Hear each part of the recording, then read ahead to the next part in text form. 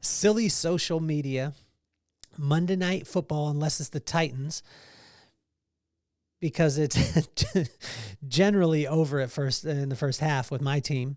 The Warriors on TNT, or maybe a series that I have to watch the next episode.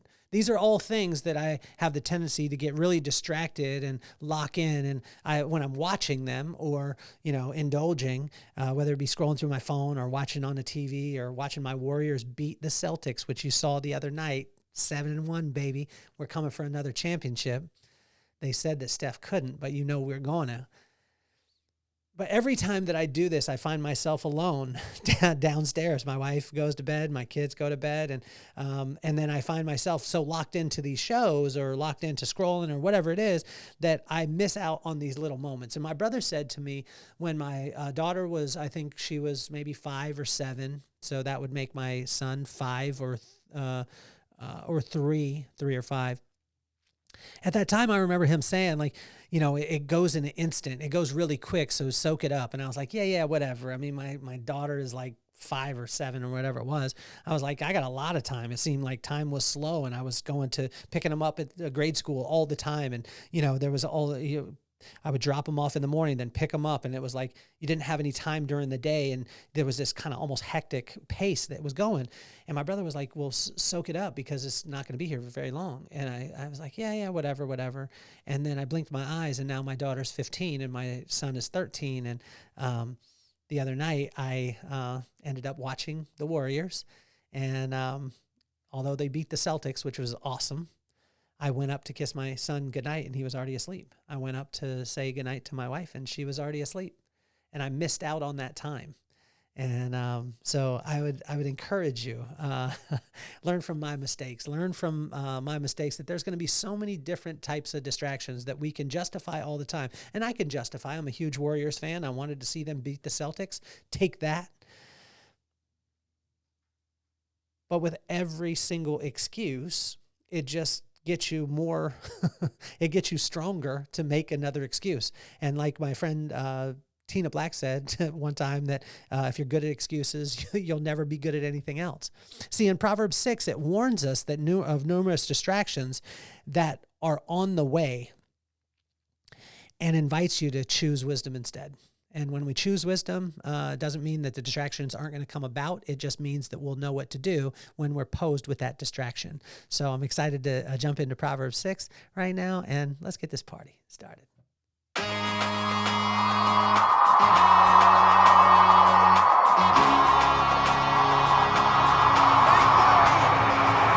Nothing more on my mind. I got 2 shines, so every day I grind. Work in the morning, work in the evening. We's achieving, cause we believing.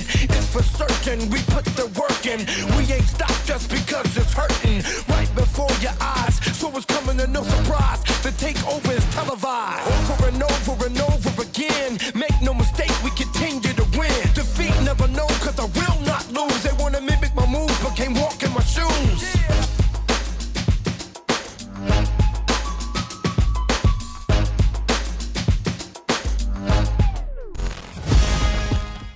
Welcome back to another episode of Inchstones. Tomorrow is the Vibe Room, so if you're watching right now, which I could see you, I want to thank you for tuning in. And if you're going to be at the Vibe Room, make sure you're not one of those cool kids who shows up like, oh, it starts at 5, so I'm going to be there at 6. Don't be there at 6 because you ain't going to get a seat. It is going to be completely packed. It's going to be an incredible time, and you guys are going to absolutely love it. We've got Baron Baptiste, who is the founder of Baptiste Yoga. He brought yoga to the NFL. He brought a lot of yoga over in a lot of different third world countries. The guy is unbelievable human, and we just peel back the layers as we go. We've got Janae Thompson, who has 12.6 million subscribers on YouTube and has built a business that way, and has an incredible story. And I tell you, the plot twist, you'll never, I don't think you could ever guess these. And so it's going to be amazing. She is one of the funniest people that I know. And then Coach Keith Hale, and this guy he has Embracing Vulnerability. That's the book that he just came out with, and he's going to be there, Coach Keith, and it's going to be a phenomenal night. Curtis Nieder is going to be playing music, and you're going to love that. If you don't have the book, I've told you before, click the link in the bio, grab the book, The Vibe. It's 117 pages. It's not written off a theory. It's written off what we did. We built a multi-million-dollar company all across the country, and we did it with 19 to 24-year-olds by the simple concept of building people and allowing people to build the business. And because my pops told me that there was only one business in the world, and that was the people business. And if you took the people out of the business, you had no business at all. And what I realized over time is once we built it, then I wrote the book afterwards, just saying like, this is what we did. This is how we did it. And it, we looked at the culture, the process and procedure, the productivity, the innovation, and the ability to adapt immediately, and realize that none of those matter unless the vibe is on. And what is the vibe? It's not the energy you bring into the room. It's just the way in which people feel when you leave. And how can you construct the right vibe? It's just taking your heart set, which is your core beliefs or your belief system, taking your mindset, which is your intentions, and your skill set, which is your actions, put them in line, creates an irresistible vibe. And then when you apply that to your leadership, your culture, your vibe, all those things, it's incredible what can happen. I am blessed to be here with you guys today. I got the feeling of my mama this morning, the feeling of my pops. If you didn't get a chance to listen to the last episode, go back and listen to that one. It's about my dad and, pops and some of the things that he said. And, I find myself, no matter how many times that I read Proverbs, anything like that, I find myself still with opportunities to get distracted. And there's times where I excuse them away. And like my friend Tina Black said, if you're good at excuses, you'll never be good at anything else. See, Proverbs 6 warns us of those distractions, but also invites us to just choose wisdom. So in verse 1 through 5 in Proverbs 6, it talks about when you want something that doesn't matter and you don't have the money for, then pause. When you want something that doesn't matter and you don't have the money for it, just pause. 3,000 years ago, it said that. Like, think of that type of wisdom.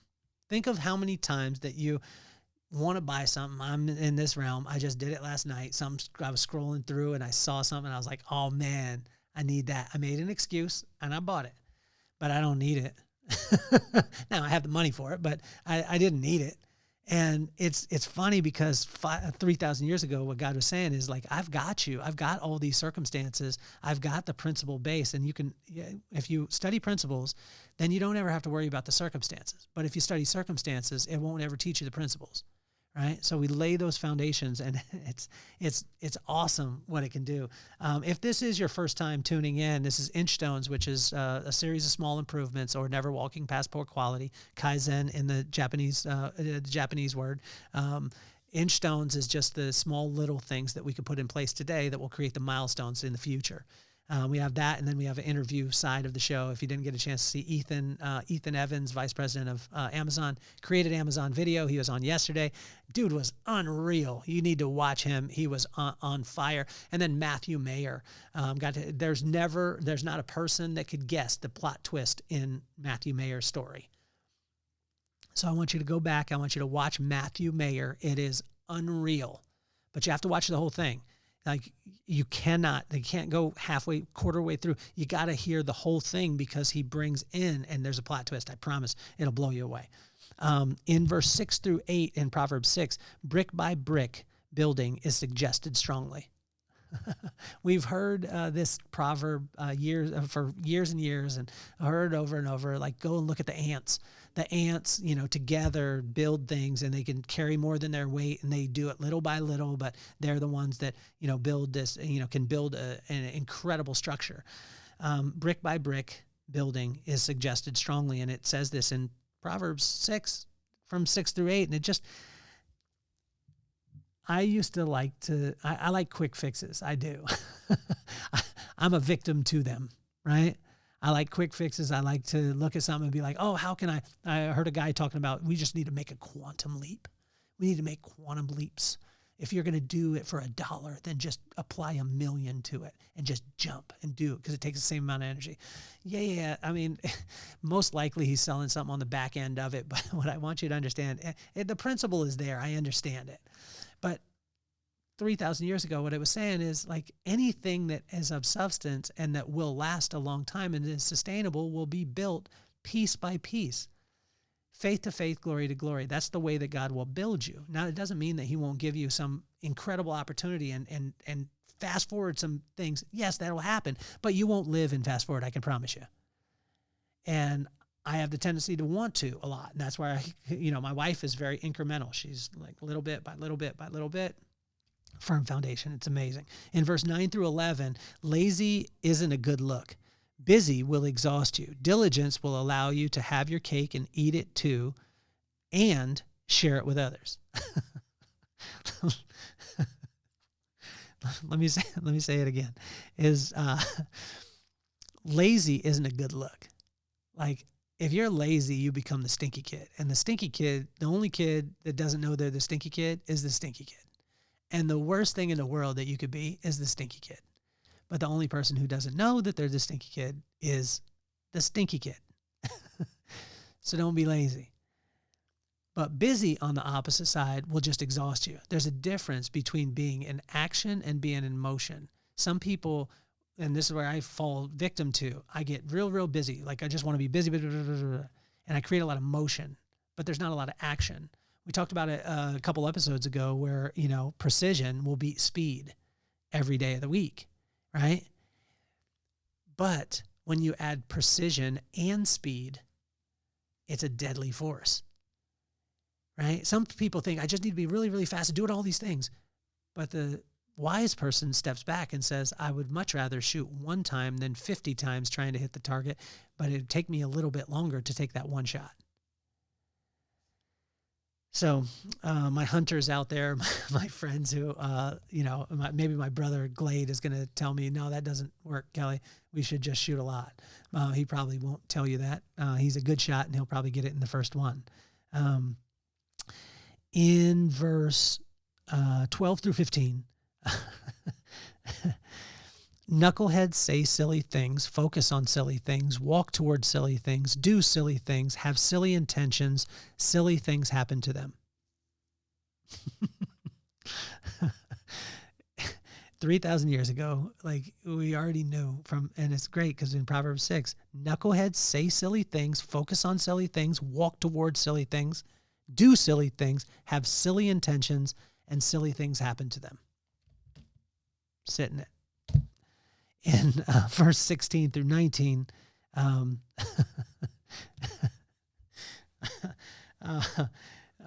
get on the good foot.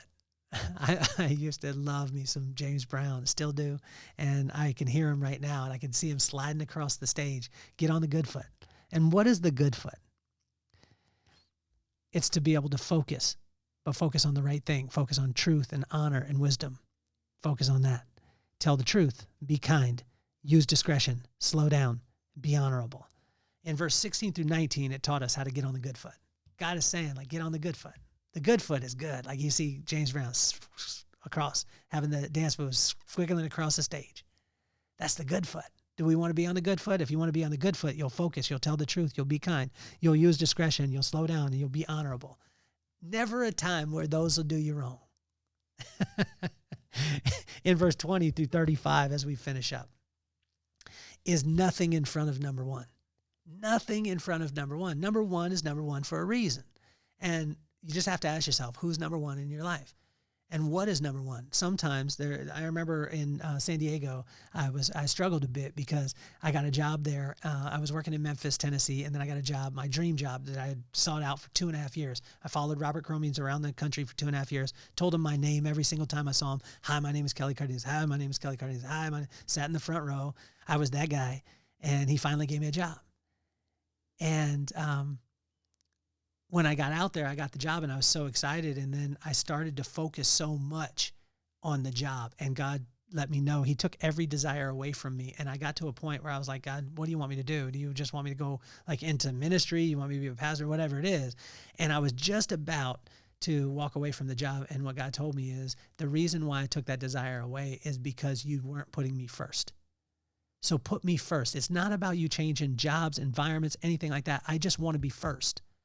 And when I'm first, I'll bring everything else. But if you ever let anything else get in front of me, then I'll take it away. Right? And so nothing in front of number one. He wants our eyes, our ears, our mind, and our heart. You will be protected when you walk, when you sleep, and when you wake up. When you walk, when you sleep, and when you wake up, if you don't put anything in front of number one. And here's where I would try and negotiate with God a lot. I would be like, how about just a little bit? Just a little bit. I understand, but how about just a little bit? This is how I'd be. And what he said in this is, playing with fire never ends well. Playing with fire never ends well. So don't allow even the smallest little bit of distraction to be excused away. Now, it doesn't mean that we won't be distracted, but it means that don't make an excuse about it. Call it for what it is.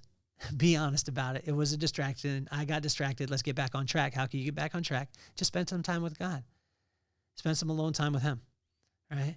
Because when we spend alone time with him, what'll happen is we'll start to see his words, his actions are in line. That'll create, wow, oh my gosh, I have respect for him. What is respect? It's the fear of God. Fear of God is the beginning of wisdom. Once you get wisdom, which is the right use of knowledge, he can bring knowledge, he'll bring understanding, he'll bring insight, he'll bring discretion, he'll bring discipline, and then he'll bring strength, and it'll lead you right back to spending some time with him, which will make you respect him more, and it'll flow. But once we break that and think, oh, I've spent enough time and I can move on, then the distractions become even higher. My mom would say this to me all the time is tired, angry, hungry.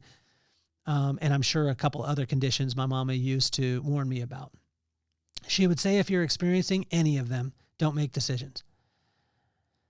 I now understand what she was meaning by the distractions come when my heart and my mind and my body are exhausted.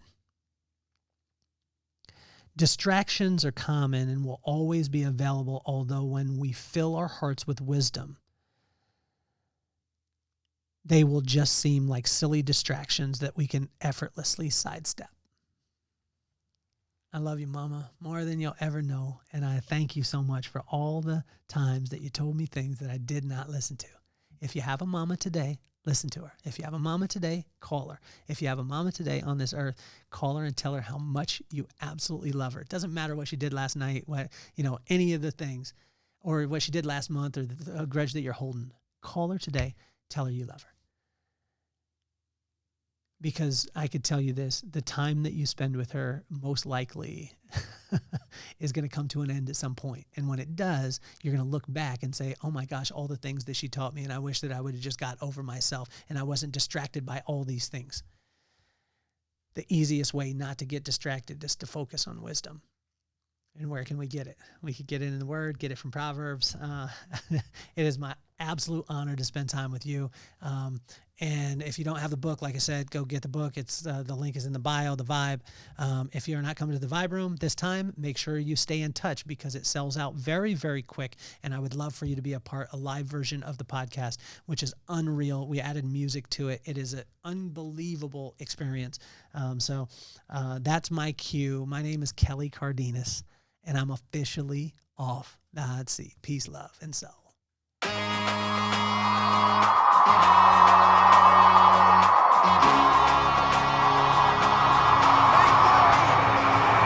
Nothing more on my mind. I got two shines, so every day I climb. Work in the morning, work in the evening. We's achieving, cause we believing. It's for certain, we put the work in. We ain't stopped just because it's hurting. Right before your eyes, so it's coming to no surprise. The takeover is televised. Over and over and over.